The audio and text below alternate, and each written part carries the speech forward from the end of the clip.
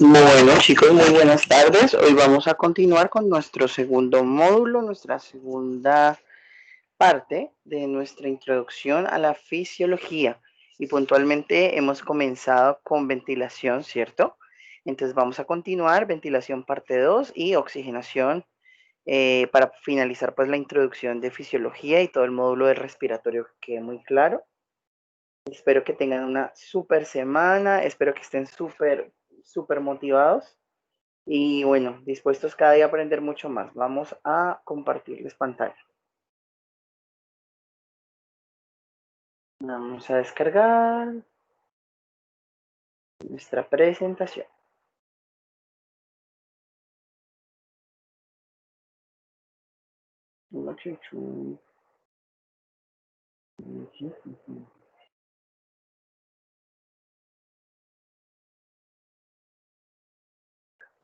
Bueno, muy bien.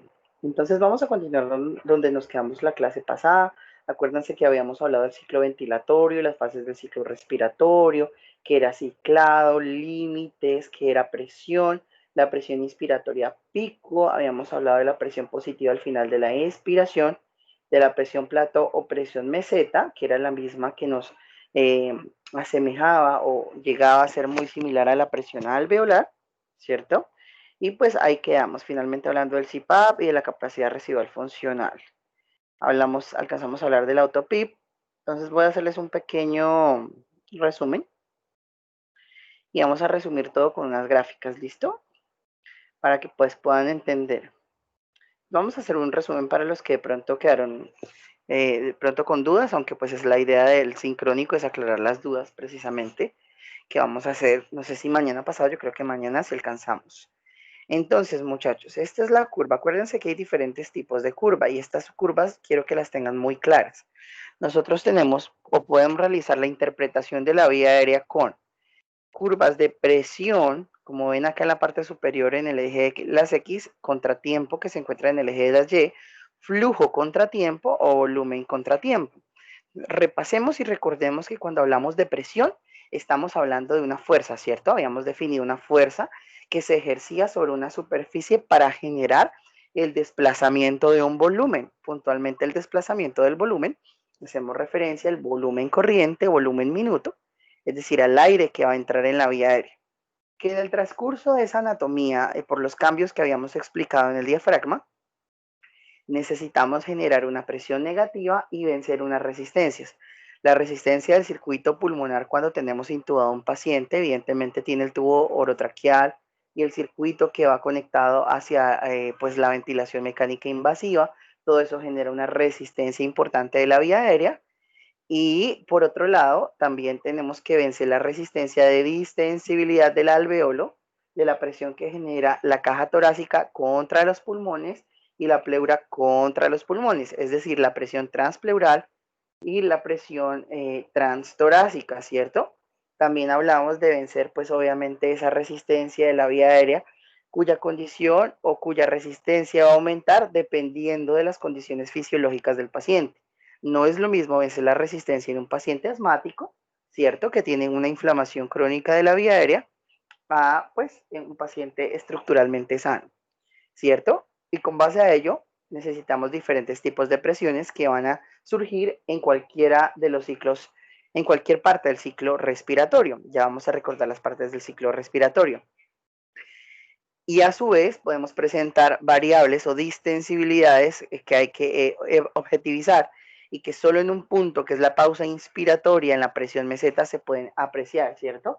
Para eso hablábamos la vez pasada que tenían ustedes una tarea que era evaluar la distensibilidad, tanto la dinámica como la estática.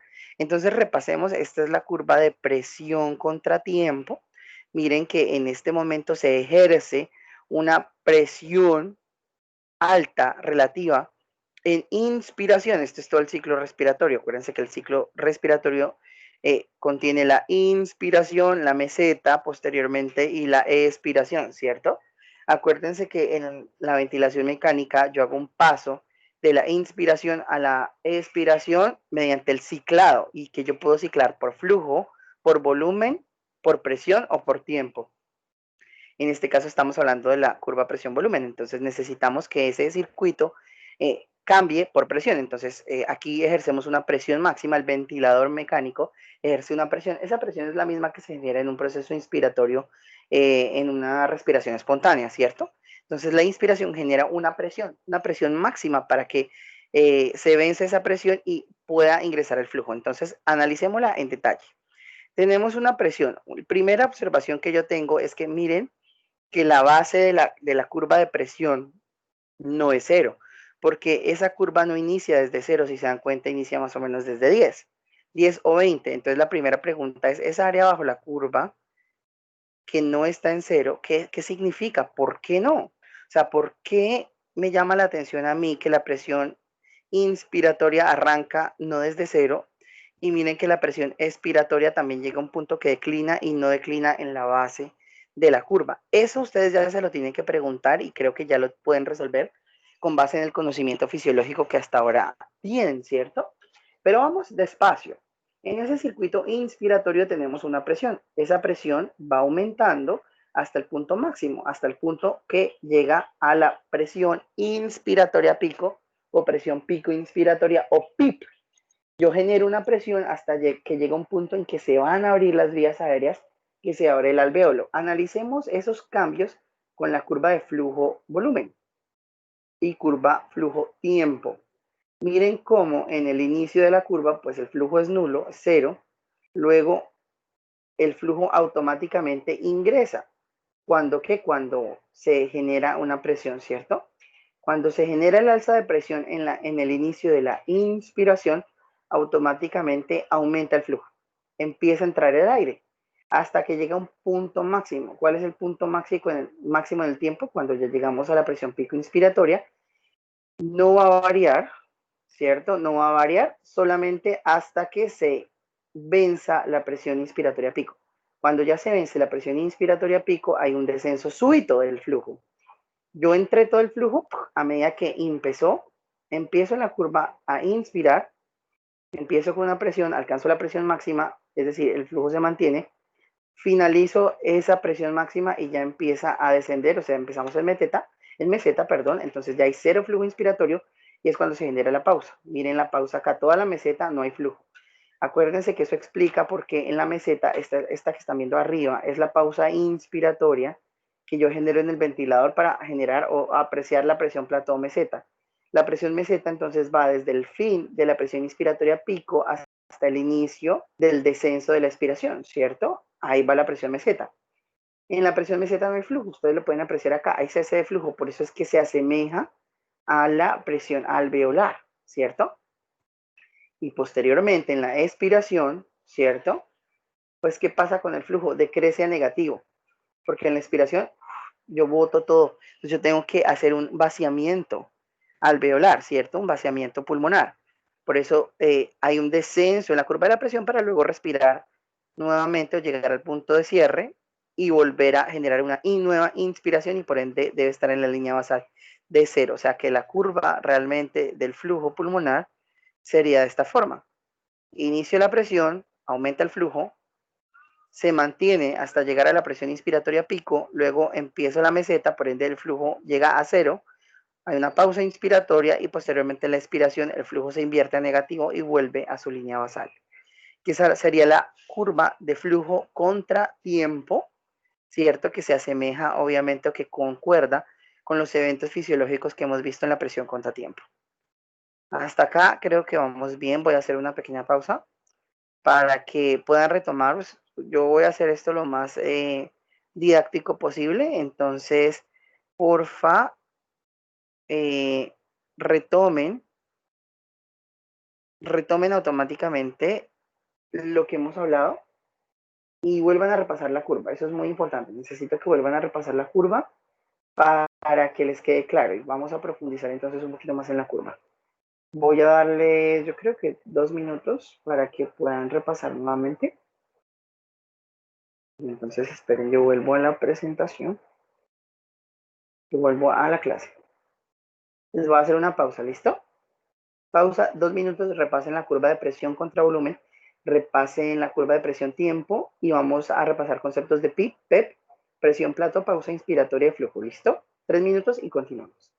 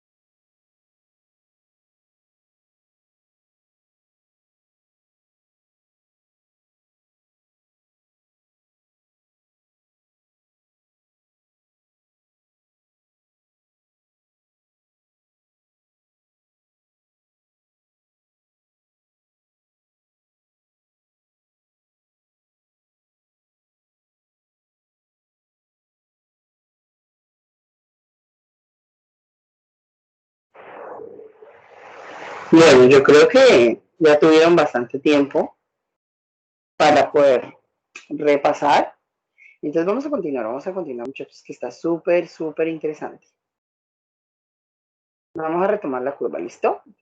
Entonces, recuerden los eventos. Tengo una presión inspiratoria pico que me generó el vencimiento de la resistencia de la vía aérea y posteriormente una pausa inspiratoria donde evidentemente ustedes pueden identificar que no hay flujo como tal, y aquí se ve la distensibilidad. Es aquí donde podemos evaluar las distensibilidades.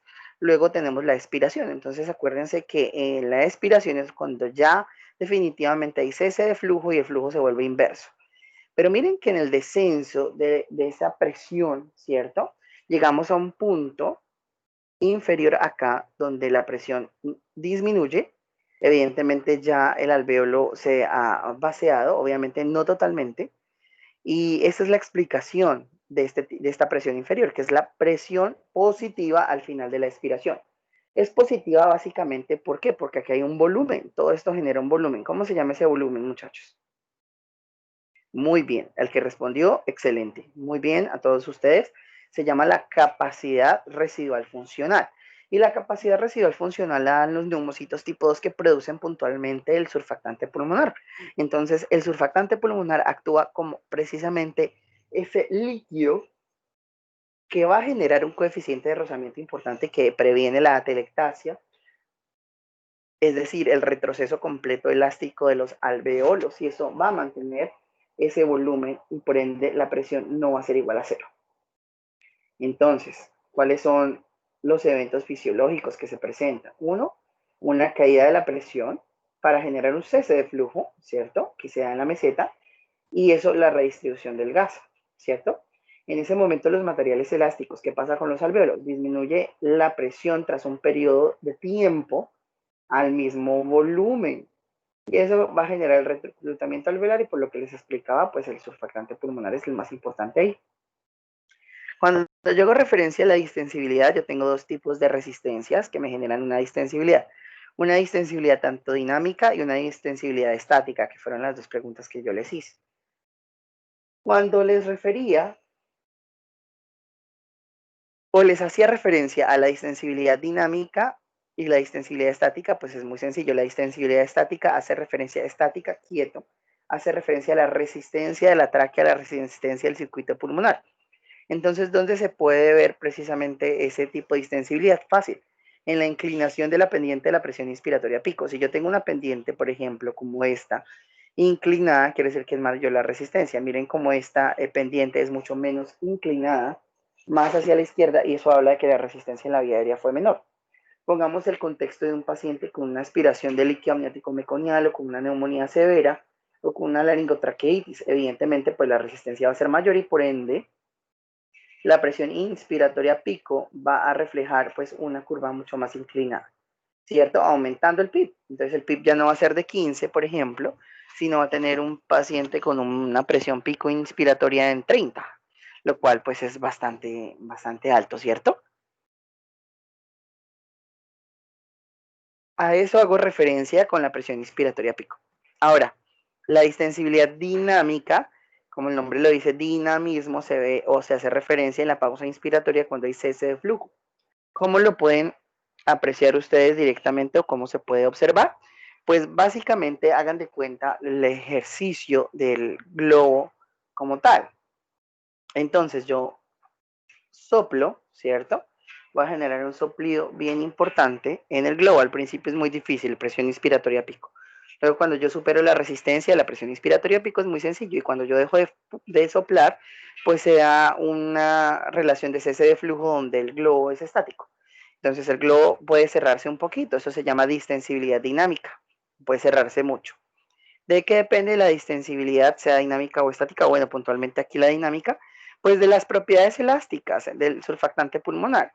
Si yo tengo un paciente con una aspiración de líquido amniótico meconial, pues seguramente esa distensibilidad dinámica estará tremendamente comprometida.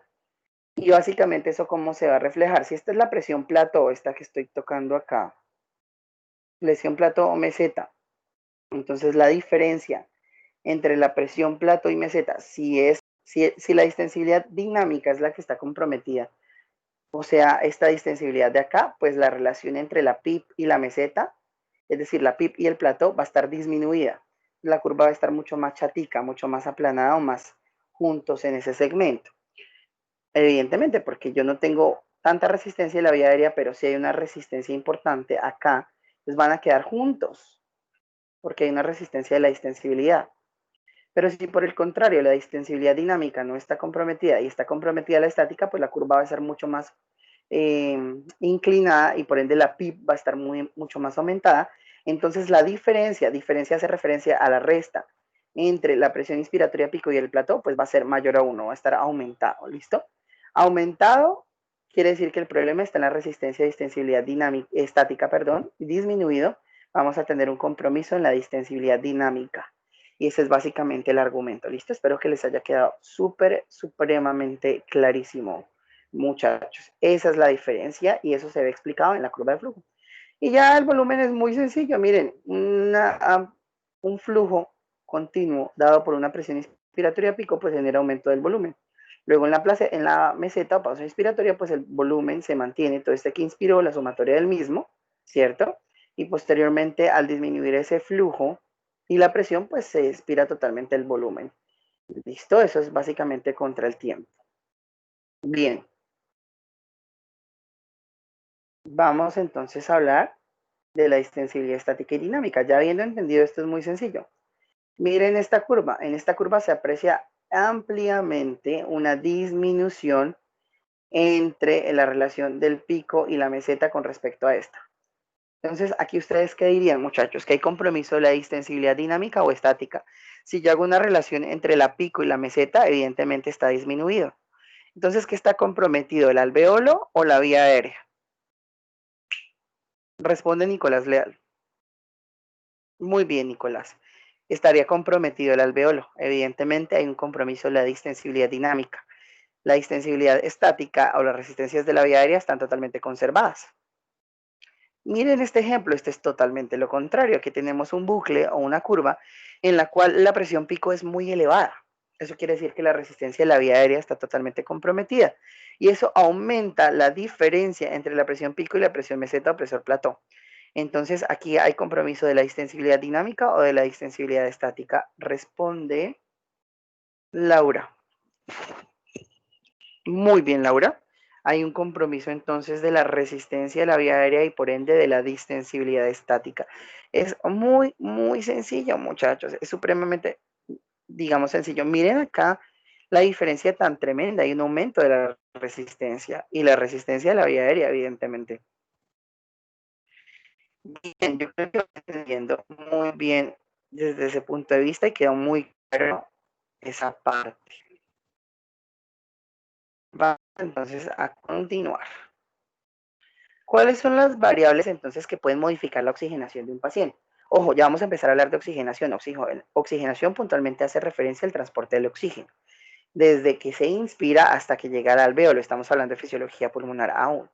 Entonces, ¿cuáles serían las variables que las pueden modificar? La presión positiva al final de la expiración y la FiO2. Habíamos hablado la clase pasada de la PaFiO2, ¿cierto?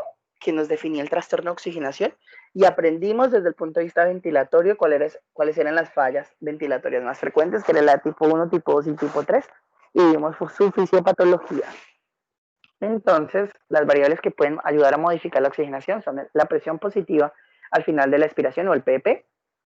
Recordemos que el PP es el nivel de presión en el cual se logra mantener esas unidades alveolares abiertas durante todo el ciclo respiratorio, como lo vimos en la curva, y aumenta la capacidad funcional residual. Eso ya lo vimos. ¿Cuál es la PP normal? Usualmente fisiológica, más o menos 5 milímetros o centímetros de agua. ¿De qué depende su aumento? Pues, hombre, hay que estar pendiente de esa mejoría en la oxigenación y la mecánica ventilatoria. De eso depende. Y la FIO2, básicamente, niveles menores al 50% se consideran seguros. Acuérdense que el oxígeno como tal ya lo miraremos en las clases de oxigenación. El oxígeno es un medicamento, entonces el oxígeno no se puede abusar de él. Hay muchas o muchos efectos secundarios a la administración de oxígeno, digamos, no segura. Por ejemplo, retinopatías, vasodilataciones pulmonares. El medicamento es el oxígeno. Es un medicamento y se debe manejar de forma muy pertinente como tal.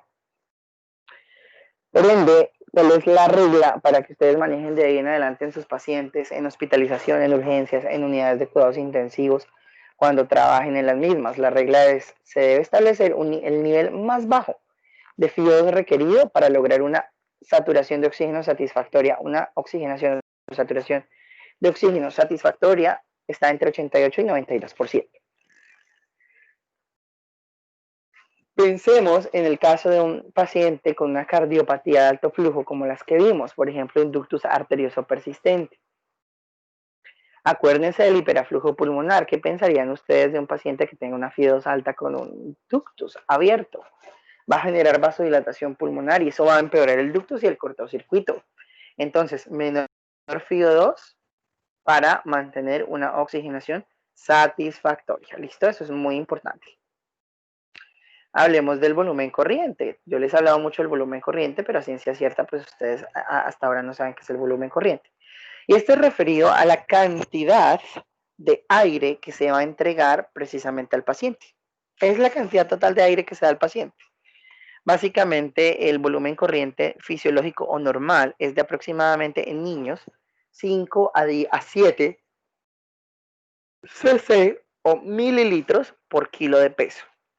Hagamos el ejercicio. Para un paciente de 20 kilos, ¿cuál sería el volumen corriente óptimo? Rápidamente. Muy bien, 5 por 20. Ese sería el resultado. Así se hace. Entonces, en la ventilación mecánica, digamos que ese es el fisiológico, ¿cierto? En un paciente que esté bien. Nosotros es lo que estamos respirando, pero en un paciente que se encuentre con ventilación mecánica, se debe garantizar un volumen corriente de 10 a 15 ml por kilo. ¿Para qué? Para evitar las atelectasias y superar el espacio muerto del circuito del ventilador. Porque si yo le pongo el fisiológico, estoy ignorando que hay un espacio muerto, es decir, un espacio que se puede oxigenar pero no se puede perfundir, en este caso el tubo orotraqueal y el circuito pulmonar. Entonces no estaría llegando suficiente volumen y podría haber una atelectasia, entonces toca darle un poco más de volumen. Y en ventilación mecánica, pregunta de parcial, entonces sería de 10 a 15 ml por kilo para uno evitar atelectasia y superar ese espacio muerto del circuito ventilatorio y del tubo endotraqueal. Obviamente hay unas estrategias protectoras. Esta es una curva de volumen contra tiempo Los componentes serían el volumen inspirado y el expirado. Cuando hablamos de flujo, precisamente, el flujo inspiratorio es graficado por encima de la línea cero, ¿cierto? Mientras que el flujo expirado se presenta gráficamente como una desviación negativa, aquí lo estamos viendo. Cuando el gráfico que representa el flujo es cero, pues evidentemente no hay flujo ni dentro ni por fuera del paciente. De ahí es muy importante hablar de la velocidad a la cual se entrega o se exhala un volumen de gas por unidad de tiempo entre dos puntos de un conducto, precisamente para superar ese gradiente de presión. Yo les había comentado también que el ciclado o cambio se puede dar también por movimientos diafragmáticos. A eso lo llamamos el trigger o sensibilidad. Definámoslo. Es el mecanismo mediante el cual el ventilador sensa el esfuerzo inspiratorio y proporciona un flujo de gas o una respiración mecánica, provocando la apertura de esa válvula inspiratoria para un total de trabajo respiratorio que se ha hecho por el ventilador, y el nivel de sensibilidad o trigger va a depender o debe ser adecuado para el paciente para que no realice un esfuerzo adicional. Eso también lo podemos ajustar en el ventilador mecánico. Bueno, muy bien, chicos. Esto ya habla de los modos ventilatorios, eso sí, pues no se preocupen, yo digamos que esto es parte de una charla un poco más compleja que yo doy realmente a los residentes de pediatría y a mis residentes de pediatría de último año de pediatría. Entonces no se preocupen que ahí para allá ya es algo más complejo, es para hablar específicamente de ventilación mecánica, pero eso no es digamos que el propósito de esta charla, sino era para hablarles de ventilación y de las bases iniciales de ventilación, y yo creo que con esto queda totalmente visto ventilación. ¿Listo? Vamos a hablar de oxigenación. Para eso voy a dejarles de compartir pantalla, vamos a ver cómo vamos de tiempo y empezamos, obviamente, este tema. Voy a darles un pequeño break, démosles un break de 3 minuticos y continuamos.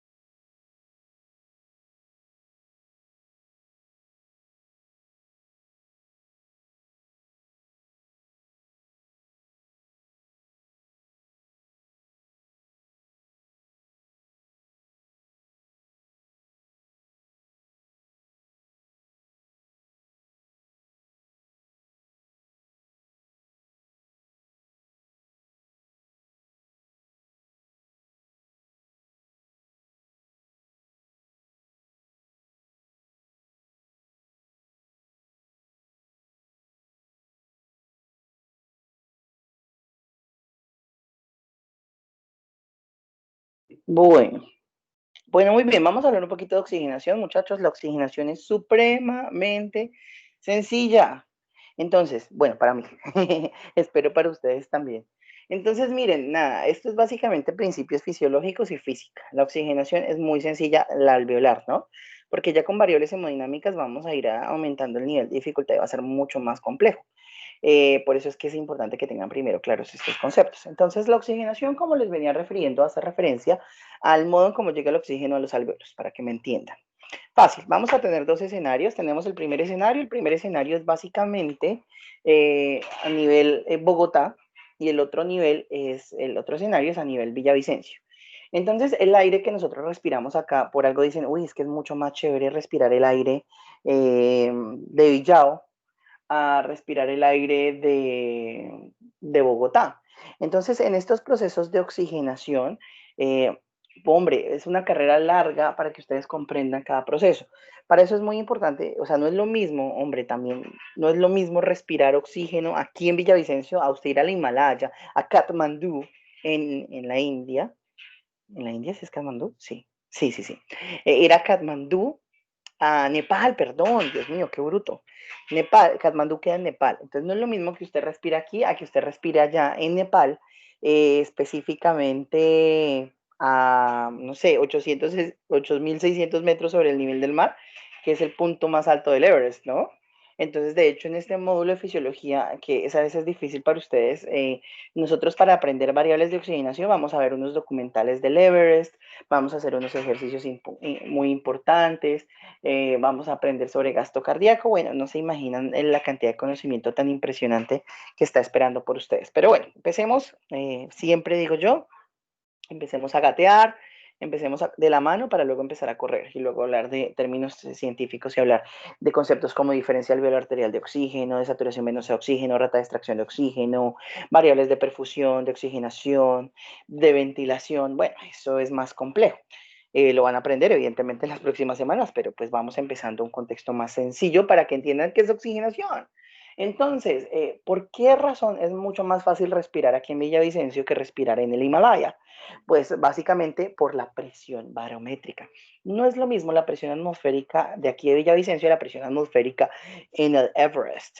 Entonces, desde ese punto de vista vamos a ver dos conceptos. Uno, vamos a ver el concepto de presión atmosférica. La presión atmosférica va a ser la sumatoria de todo el aire, de todos los componentes gaseosos del aire. Y aquí van a ustedes entender algo importante en el alveolo, que es la ley de Boyle. Acuérdense que los gases o la ley de gases ideales, que es la que yo necesito que tengan clara, habla de que la sumatoria de todos los gases es igual a 1. Es decir, independientemente, y eso aplica para el aire, eso aplica para el alveolo, a mí no me importa, bueno, sí me importa desde el punto de vista fisiológico, pero a la ley no le importa qué gases usted tenga. Todo es igual a 1. Todo es igual a 1. Entonces la sumatoria siempre va a estar marcada. ¿Usted desplaza o no desplaza? Es así de sencillo. Entonces, si yo tengo tres gases, por ejemplo, dígase oxígeno, dígase CO2 y dígase nitrógeno, al alveolo no le importa qué concentración de qué tenga usted, simplemente todo va a ser igual a 1. O sea, la sumatoria del contenido va a ser igual al continente. Si yo tengo más de CO2, más de nitrógeno, igual, siempre el resultado va a ser el mismo. Entonces, la clave son los cambios fisiológicos y eso quiere decir que al ser la sumatoria igual a 1, va a haber un desplazamiento de gases. Eso ya lo vamos a ver. Entonces, lo primero, ¿cuáles son los gases que se encuentran en el ambiente y a qué porcentaje? Yo les doy una parte y ustedes investigan el resto. Los gases que vamos a encontrar, evidentemente, pues el oxígeno, el nitrógeno, el CO2 son los más importantes. Hay otros, helio, neón, argón, etcétera. Entonces, ustedes deben identificar la concentración de cada una de ellas. Vamos a hacer unos ejercicios rápidamente. Yo les puedo decir que la concentración de oxígeno o la FiO2, esto es muy importante. Vamos a hablar de la fracción inspirada. Yo tengo el aire ambiente. No les he dicho las presiones. Bueno, las presiones. La presión barométrica normalmente a nivel de Bogotá es de 560 milímetros de mercurio. La presión barométrica a nivel de Villavicencio es de 760 milímetros de mercurio. Tarea número 1, ¿cuál es la presión barométrica a 8.600 metros en el pico del Everest, en la zona de la muerte? Así se llama. Esa zona de la muerte, ¿cómo se llama? ¿Por qué se llama zona de la muerte? Es la primera pregunta que yo quiero que me respondan. Y dos, ¿cuál sería la presión atmosférica o barométrica a ese nivel? ¿Cierto? Recuerden que hay una ley física que ustedes deben recordar por el colegio que dice lo siguiente, a mayor altura, la ley nos sugiere, a mayor altura,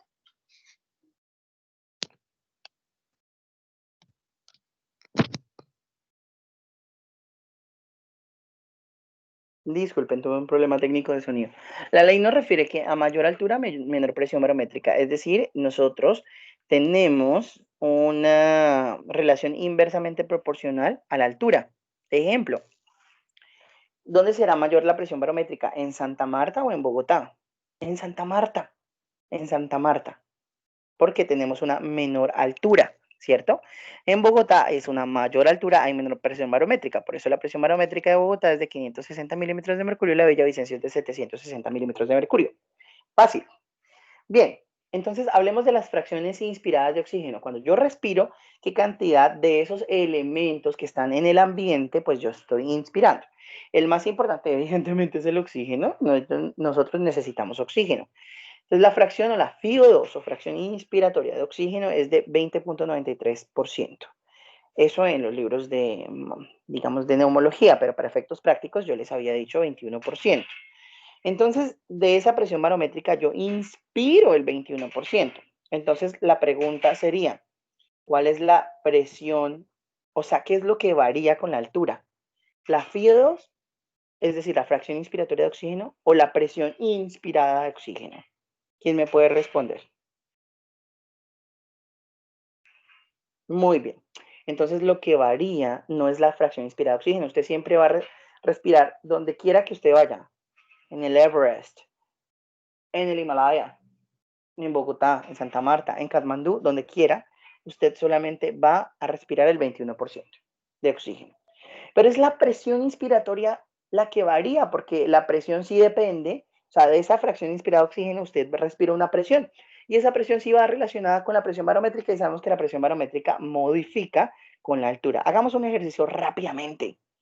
¿Cuál es la presión cuál es la presión inspirada de oxígeno en Bogotá y cuál es la presión inspirada de oxígeno en Villavicencio para un paciente que tiene una ventilación espontánea, es decir, que inspira con una fracción de oxígeno del 21%? Rápidamente resuelvan el problema, tienen un minuto.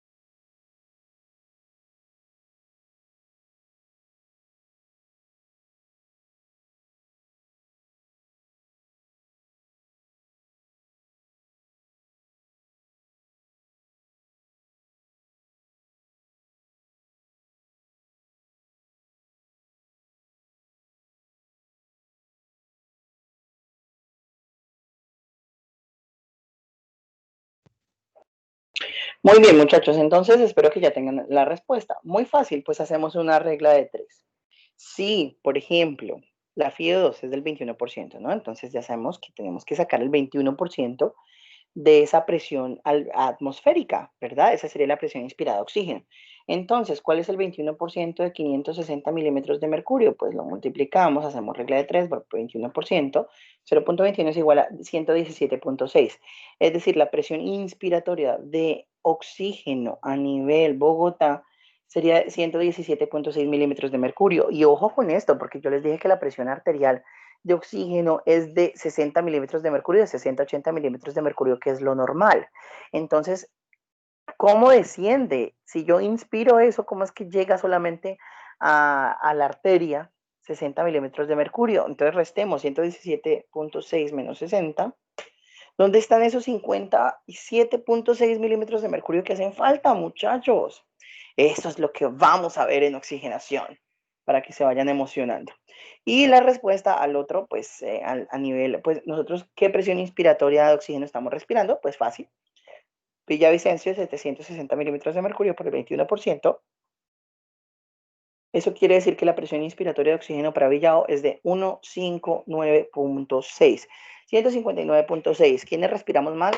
Más, hombre, nosotros. Por eso es que los cardiópatas o pacientes con cardiopatías cianosantes o complejas les recomendamos vivir a nivel del mar, ¿cierto?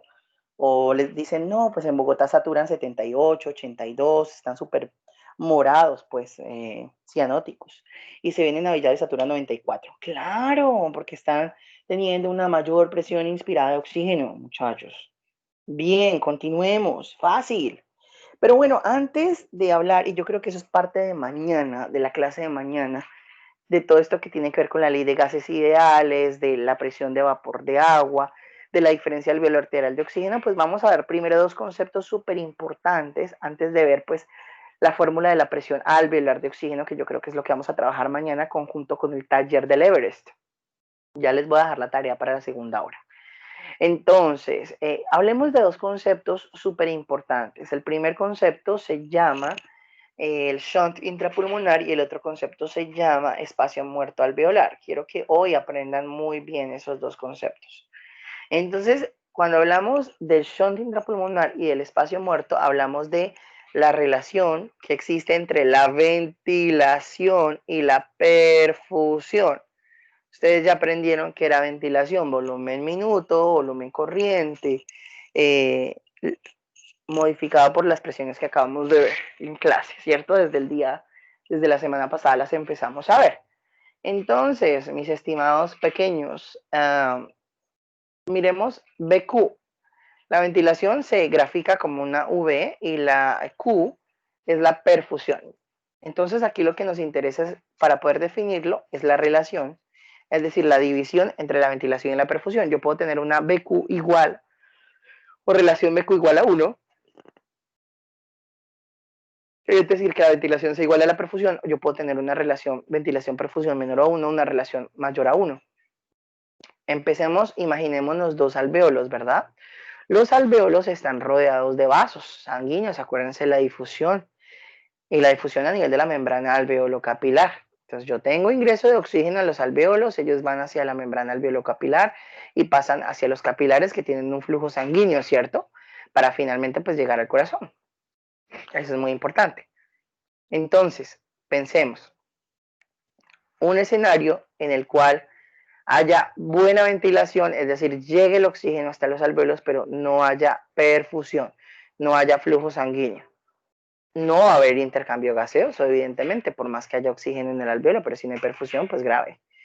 Y el otro escenario será aquel en el que hay buena perfusión, hay buen flujo sanguíneo en la membrana alveolo capilar, pero no hay oxigenación. Esos son los dos escenarios. Con base a eso vamos a definir el shunt intrapulmonar y el espacio muerto alveolar. Primer escenario, tenemos muy buena ventilación, muy buena oxigenación, pero no hay flujo sanguíneo. Entonces, los alvéolos y los pulmones están bien, pero el flujo sanguíneo está comprometido. El principal ejemplo se llama tromboembolismo pulmonar o TEP, TEP, tromboembolismo pulmonar. Es el más importante y el más famoso. Si hay un infarto, ya sea un infarto coronario, una falla cardíaca, ¿cierto? O una ausencia de flujo por isquemia, por ejemplo, o por un tromboembolismo pulmonar, pues, ok, usted respiró, pero pues no le llegó flujo de oxígeno, no le llegó flujo sanguíneo a la membrana alveolo-capilar, pues no puede haber intercambio gaseoso. No hay oxigenación. Eso se llama, mis estimados, muchachos. No, antes de eso. Entonces, miremos la relación ventilación-perfusión. Entonces, la ventilación va a estar, no sé, es un ejemplo, en 2, perfecto, 2, pero la perfusión va a estar disminuida en 1. 2 dividido en 1, ¿cuánto es? Es igual a 2. La relación BQ va a ser mayor a 1. Eso se llama, muchachos, espacio muerto alveolar. Espacio muerto se define como la presencia de ventilación, pero no de perfusión. Por ejemplo, el tromboembolismo pulmonar. Y como ya vimos, la relación BQ o relación ventilación-perfusión va a ser mayor a 1. Entonces, espacio muerto alveolar también se define como una relación BQ o ventilación-perfusión mayor a 1.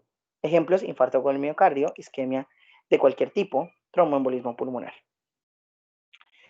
Miremos el otro escenario. Una adecuada perfusión, todo está muy bien, pero no hay una ventilación satisfactoria. ¿Por qué no puede haber una ventilación? Ya vimos, por una enfermedad neuromuscular, un compromiso específico a nivel alveolar, por ejemplo, una neumonía, ¿cierto? Entonces, desde ese punto de vista, hay pus, por ejemplo, en el caso de la neumonía, no hay una adecuada ventilación, pero igual sí hay un flujo de sangre presente. Miremos, entonces, la ventilación está comprometida, entonces ya la ventilación no sería 2, sino la ventilación sería 1 y la perfusión está conservada, o sea, sería 2. 1 dividido en 2 es igual a 0,5. Es decir, la relación ventilación-perfusión sería menor a 1. Entonces, eso se llama shunt intrapulmonar. El shunt intrapulmonar se define como la relación BQ por debajo de 1, menor a 1, o la ausencia de una adecuada ventilación con presencia de una perfusión conservada. Resulta, muchachos, que habiendo aprendido esto ya, ustedes pueden decirme qué es un espacio muerto anatómico. Y el espacio muerto anatómico, por ejemplo, hace referencia a la tráquea. ¿Por qué? Ustedes ya vieron con la otravirladis. La tráquea, hombre, la tráquea no tiene un intercambio efectivo porque por los cartílagos no hay perfusión ni intercambio gaseoso. Eso solamente se da a nivel del bronquiolo terminal. Por ende, la tráquea es un espacio muerto anatómico. ¿Fácil? Muy, muy, muy fácil, muchachos. Entonces, ahí vamos. Entendimos lo que eran presión barométrica, entendimos la diferencia entre eso y altura, vimos que es una relación inversamente proporcional, comprendimos que es la fracción inspirada de oxígeno y aprendimos a identificar la presión inspirada de oxígeno. Tareas para la segunda hora que deben enviar el correo electrónico. La primera, halle cuál sería la presión. Ojo, no estoy hablando de la fracción. Para eso tienen que averiguar cuál es la fracción de cada uno de los gases y calcular las presiones. ¿Cuál sería la presión inspiratoria de oxígeno para los siguientes gases? CO2, ¿cierto? Y nitrógeno, ¿vale? ¿Qué es la ley de Boyle o gases ideales? Ahora sí, viéndola desde la perspectiva de ventilación y oxigenación que hasta ahora llevamos. Otra vez, háblenme de la ley de gases ideales y ley de Boyle. ¿Qué es el índice de oxigenación? Averigüen qué es el índice de oxigenación y qué es el coeficiente respiratorio. ¿Qué es el coeficiente respiratorio? Identifique y comprenda la presión alveolar de oxígeno. Todo eso lo vamos a ver mañana. ¿Y qué es la presión de vapor de agua? Esas son las preguntas, no les voy a dejar más preguntas, porque pues eso lo vamos a comprender el día de mañana con un taller que mañana es TIC. Mañana vamos a manejar todo lo que tiene que ver puntualmente con las variables de oxigenación y ventilación vistas desde los gases arteriales. ¿Listo? Gases arteriales. Venosos no vamos a ver porque todavía no hemos visto variables hemodinámicas, que sería la clase del miércoles sincrónica. Entonces, aquí vamos a ver mañana las variables de ventilación y las variables de oxigenación para, después de haber comprendido la parte fisiológica, ustedes interpretar y aprender qué es una alcalosis respiratoria o metabólica, una acidosis respiratoria o metabólica, que es un trastorno leve, moderado y severo de la oxigenación, y poder interpretarlo desde otro punto de vista mucho más apto y mucho más interesante, comprendiendo todas las presiones que hemos visto hasta ahora. Y parte de nuestra clase de hoy, como hoy tenemos un módulo que son 3 horas, entonces van a adelantar para mañana nuestro video, un documental que es muy importante, necesito que lo revisen desde ya. Primera hora, ustedes vieron su sesión de teoría, esta parte de teoría. Segunda hora, ustedes van a hacer el taller que les acabo, pues no taller, sino las preguntas, responderlas y repasar pues de Gayton, listo, estos conceptos, volverlos a repasar y retomar. y desarrollarlos y comprenderlos. Necesito que en el tiempo libre que les va a quedar, van a irse todos a YouTube y van a ver un documental. Hoy solo lo van a ver, tranquilos, mañana vamos a empezar a resolver muchas dudas sobre eso. Van a ver un documental que se llama Sobreviví en el Everest. ¿Listo? Voy a verificar en estos momentos, voy a entrar a YouTube, espérenme un segundo, voy a mostrárselos. Vamos a compartir pantalla. Compartamos pantalla, creo que todos están viendo mi pantalla en este momento. Vamos a YouTube. Mortal Kombat no. Eso es para los fines de semana. YouTube.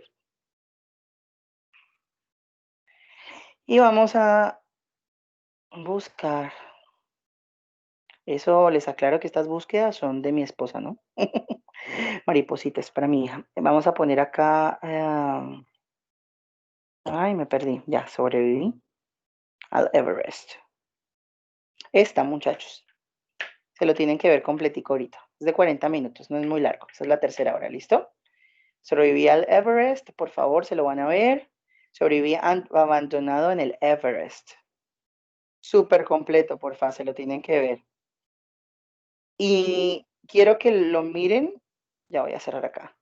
Quiero que lo miren, no desde el, bueno, sí, el documental es genial, es muy bonito, muy chévere y toda la cosa, pero no necesito que lo aprecien desde, ahí donde estoy, no necesito que lo aprecien desde el documental tan bonito, ay, todo lo que pasó al personaje, no, sino desde la fisiología que hasta ahora hemos aprendido, porque además de con este documental vamos a empezar a hablar de muchas otras cosas como edemas cerebrales, vamos a empezar a hablar de sepsis, de fallas multiorgánicas, es decir, es la base para variables hemodinámicas. Vamos a comprender a raíz de lo que le pasó al protagonista en el Everest, vamos a empezar a comprender muchos conceptos que hemos visto hoy o hasta ahora y que vamos a seguir viendo y vamos a seguir profundizando. Vamos hasta ahora en la punta del iceberg, muchachos. No llevamos nada. Vamos a ir profundizando cada vez más, pero se dan cuenta que yo los llevo de la mano y de forma muy gradual. Muy bien, chicos. Entonces, por favor, pasamos a la segunda parte de nuestra clase asincrónica y posteriormente, por favor, a la tercera parte documental. Dios los bendiga. Quedo súper atento a las dudas.